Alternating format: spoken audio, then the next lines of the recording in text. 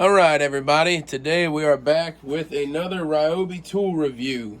Today we have the Ryobi 1 Plus HP brushless die grinder. Hasn't been released yet, it'll be released in August. The model number is PSBDG01. Thoroughly impressed with this tool. For a smaller tool, this thing is really powerful. It has a 0 to 22,000 RPM setting. It is variable speed, so you can barely pull that trigger and you get action all the way to 22,000. So we got mode 1 is 10,000 RPM, 2 is 15,000 RPM, 3 20,000 RPM, 4 22,000 RPM. It does not have the brushless contacts, for anybody wondering. Technology must be built into the tool there. So the biggest thing about this tool that I think everybody needs to know, you have the spindle lock right here, but you also do have this slotted shank on the spindle itself, so you can double wrench it if you were to not use the spindle lock. It has a 2-stage collet release. This is a 1/4 inch collet on the inside. When you put a bit in, oh, hold on. Sorry guys.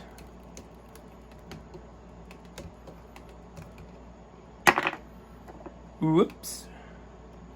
Okay, so when you slide it in, you want to actually keep it about a 1/16 or an 1/8 of an inch off, holding the spindle lock. And yes, this little wrench is cute. Don't need a whole lot of pressure. They give you a little wrench for a reason. Less leverage, less torque. You don't need a whole lot of torque to tighten this thing down. So you pull the trigger on this bad boy, 22,000 right off jump. So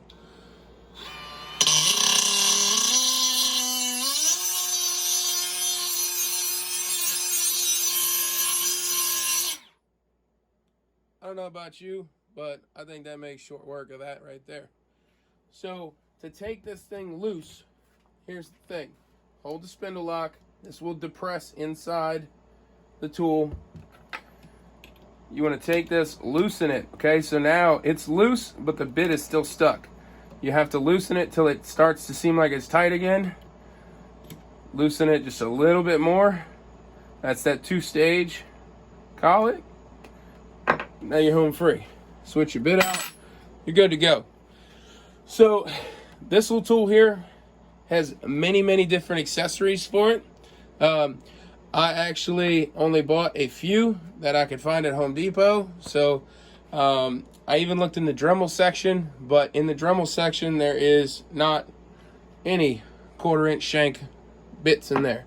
So I had one wood burr bit. This thing really dug in there quickly at that.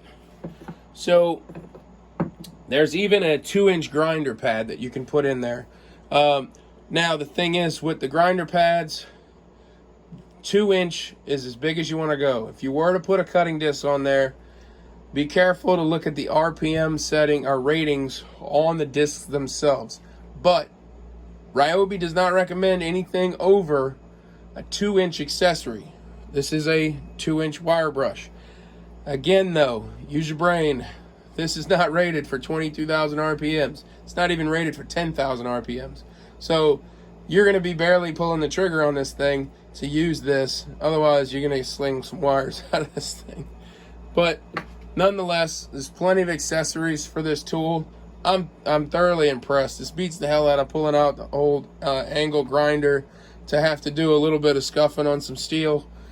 This does the job well. Again, you have all these different bits. The barrel bit, cone bit, small circle bit.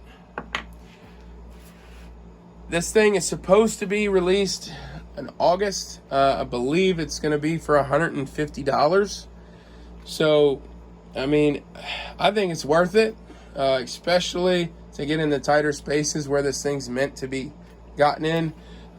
Use ear protection, eye protection with this tool. All these things are going to throw stuff at your face.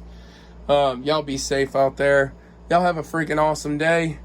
Like, comment, subscribe. If you didn't like the video, tell me why. If you did like the video, tell me why. Y'all have an awesome day.